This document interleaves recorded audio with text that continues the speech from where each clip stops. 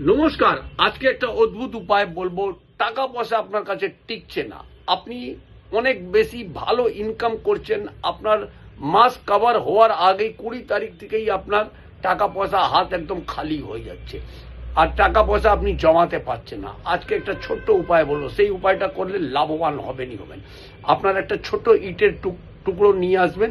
সেটা নিয়ে আসার পর আপনার বাড়িতে যেখানে ডাস্টবিন আপনারা রাখেন, যেখানে নোংরা ফোংরা যেখানে ফেলেন, সকালবেলা আপনারা যখনই নোংরা ফেলতে যাচ্ছেন বা যে সুইপার জমাদার নিতে আসছে, তার আগে আপনি কি করবেন, ওই ইটকে নিয়ে আপনার যে ডাস্টবিনের মধ্যে 7 বার মারবেন, যে বলবেন মনস্কামনা যে আমার কাছে মা লক্ষ্মী আসছে, তুই বিদায় নে, আমার কাছে মা লক্ষ্মী আসছে, তুই বিদায় নে।